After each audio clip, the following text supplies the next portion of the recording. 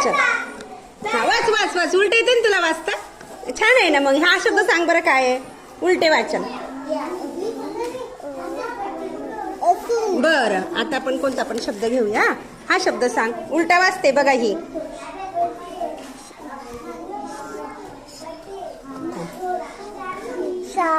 शाबास. बघा ती उलट वाचत आहे ना. उलट माझ्याकडे सरळ आहे तिच्याकडे उलट आहे.